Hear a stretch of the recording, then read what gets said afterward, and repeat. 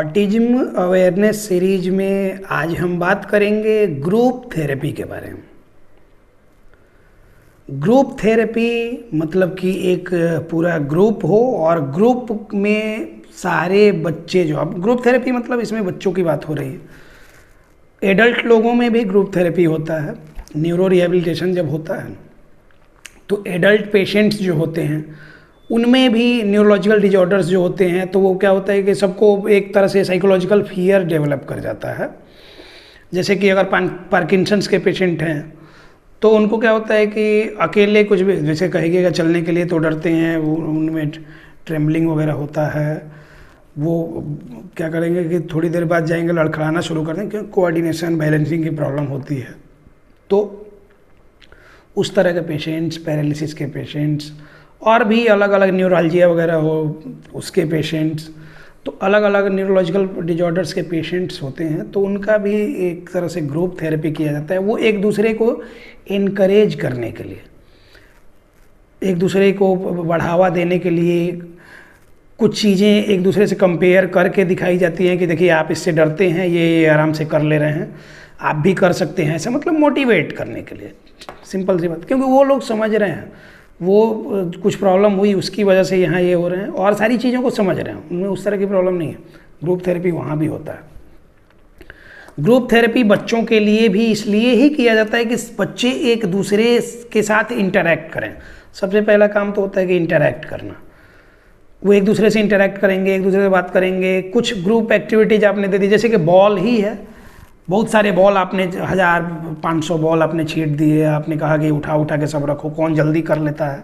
तो देखेंगे उसी में आप कैटेगराइज कर लेंगे 4 से 5 कैटेगरी के बच्चे, 3-4 कैटेगरी के बच्चे आपको मिल जाएंगे। एक तो वो किसी सबसे फास्ट बच्चा होगा, वो जल्दी ये होगा। एक होगा सबसे जुनूनी होगा, भले धीरे धीरे करे लेकिन एक एक चीज़ को चुन के रख देगा। कुछ बच्चा लेजी सा, एक एक बॉल उठा के बस रख दिया जब आप डांट रहे हैं तब। कुछ बच्चे क्या होते हैं कि वो इन सब चीज़ों को छोड़ के अपने मन की चीज़ें उठा लेंगे, बस उससे खेलते रहें। ये सब अलग अलग कैटेगरी के बच्चे आपको मिले। यहीं आपको ये भी समझ में आ जाता है कि किस में कितना काम करने की ज़रूरत है। तो ग्रुप थेरेपी इसके लिए होता है, प्रॉपर एनालिसिस के लिए, कि एनालाइज कैसे किया जाए बच्चे को, कि इसमें क्या क्या प्रॉब्लम्स हैं, इसके लिए कैसे कैसे आगे के लिए काम करना है, उसके लिए वो करना होता है। ठीक है, अब हम ग्रुप थेरेपी की बात कर रहे थे तो जैसे एक सिंपल सा मैंने एग्जांपल दिया कि बॉल फेंक दिया, वो उठा रहे हैं, कैसे कैसे कैसे कैसे कर रहे हैं, ये तो एक बात हो।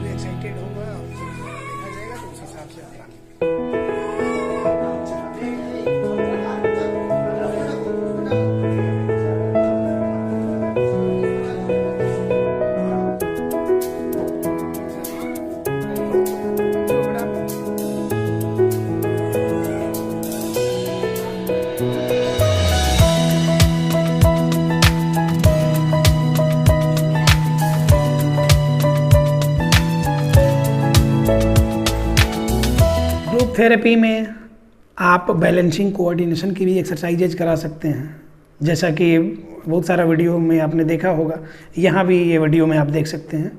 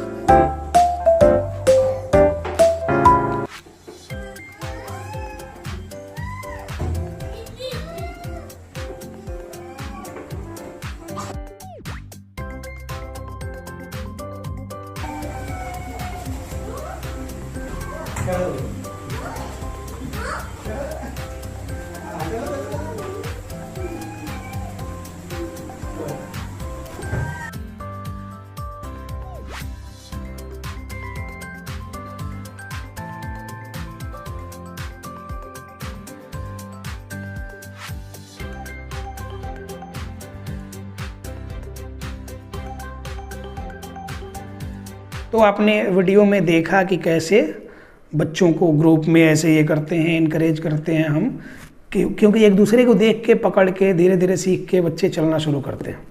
इसके अलावा ग्रुप में और सारी एक्टिविटीज़ भी ऐड की जाती हैं।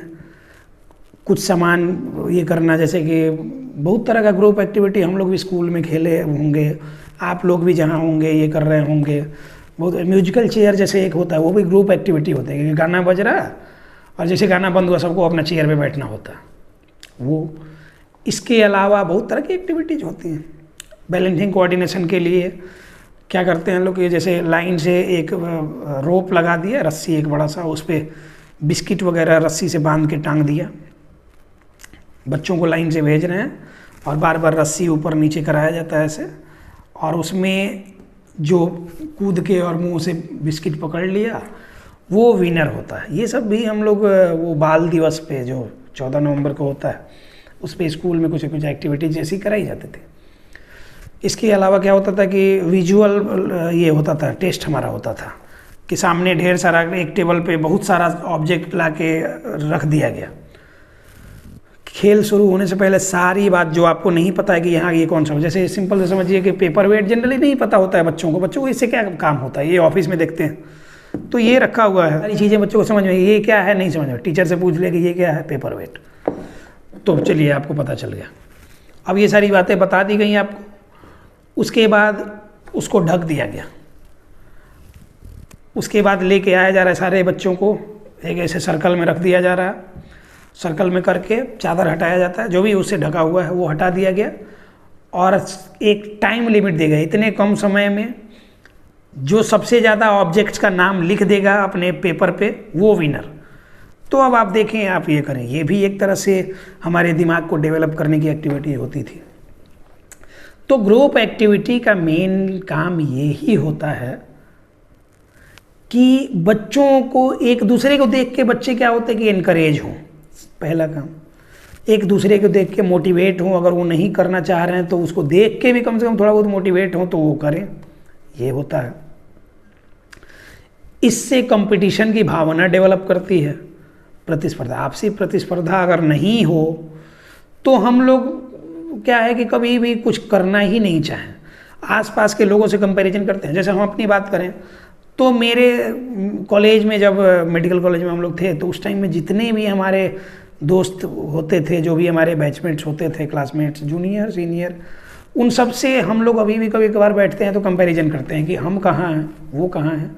एक तरह का कॉमन कंपैरिजन है, लगेगा कि हमसे भी आगे कोई हमारा जूनियर चला गया या बैचमेट चला गया, तो एक तरह से कंपटीशन दे रहा, तो हम कोशिश करेंगे कि हम भी कुछ ऐसा करें कि उससे आगे बढ़े। ये होती है भावना, ये ह्यूमन नेचर है। अगर ये नहीं हो तो कोई राजा नहीं हो, कोई मजदूर नहीं, सब मजदूर सब राजा हो गया। कोई ऊपर नहीं बढ़ना चाहेगा, जो जहाँ है वहीं के वहीं रहना चाहेगा। तो ये सारी चीज़ें भी कंपटीशन की भावना इसलिए भी डेवलप करना होता है, ओवरऑल डेवलपमेंट के लिए कंपटीशन का भाव भी डेवलप करना जरूरी है। इसलिए ग्रुप एक्टिविटी जरूरी है। सारे बच्चों के लिए ज़रूरी हैं, ओवरऑल डेवलपमेंट के लिए ज़रूरी हैं।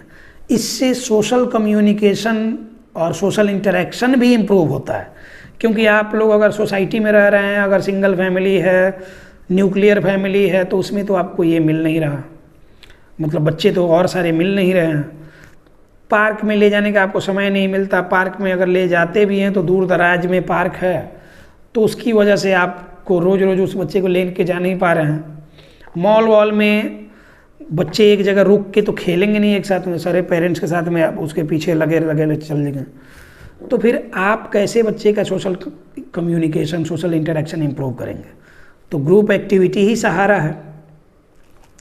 इसलिए हमने पटना में हम हैं, और यहाँ ज़्यादा बाहर का तो हमको पता होता नहीं है, बाहर किसके यहाँ क्या चल रहा है, कौन क्या कर रहा है, कौन कौन इस फील्ड में है, हमको उतना भी आइडिया नहीं रहता। हमको अपने काम से मतलब रहता है, जो भी समय मिलता है हम पेशेंट्स के लिए कुछ वीडियो वगैरह, कुछ पढ़ने वगैरह में, तो हम लोग समय निकालते हैं अपना।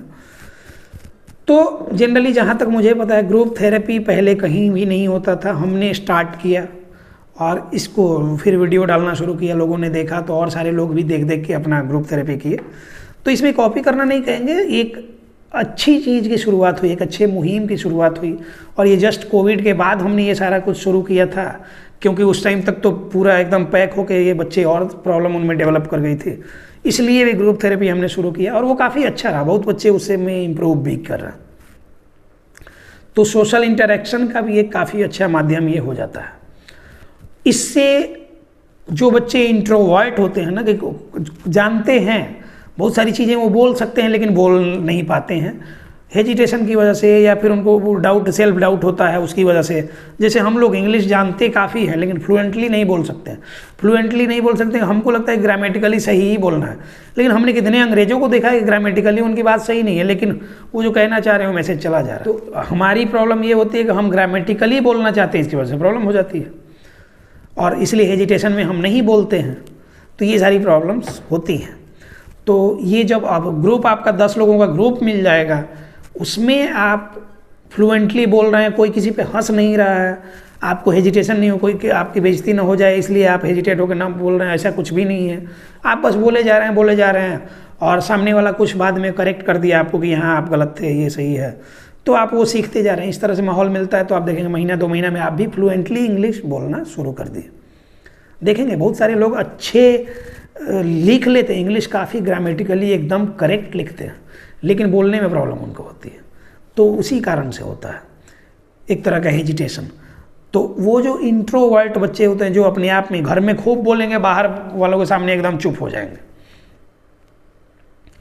तो फिर उस तरह के बच्चों के लिए भी, उनका भी मतलब कि एक्सट्रोवर्ट बनने के लिए भी ग्रुप थेरेपी ज़रूरी है।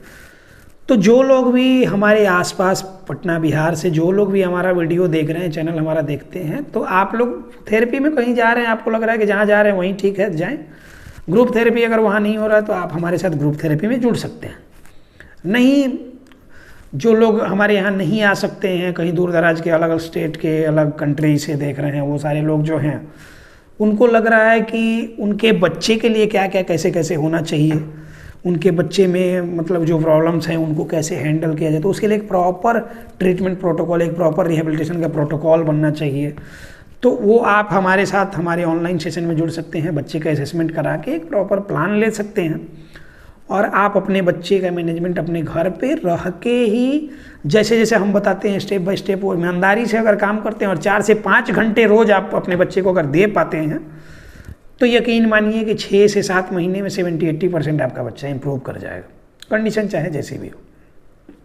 सीवियर केसेस को छोड़। उम्मीद करते हैं कि ये वीडियो आपको पसंद आया होगा, आपके लाइफ में मतलब कि ये प्रैक्टिकली ये सब प्रैक्टिकल बातें हैं, तो इसका थोड़ा बहुत भी रोल अगर हो तो आप इस वीडियो को और जो लोग नीडी हैं उनको शेयर कर दें, और जो लोग हमारे साथ जुड़ना चाहते हैं, नंबर यहाँ पे दिया हुआ है, इस पर कॉल करके या मैसेज करके, ये एडमिनिस्ट्रेशन का हमारा नंबर है, उस पर आप बात कर सकते हैं और प्रोसीजर जान लें कि कैसे कैसे जुड़ना होता है, और आप हमारे साथ हमारे ऑनलाइन सेशन में जुड़ के ऑटिज्म फ्री वर्ल्ड बनाने में हमारी हेल्प करें।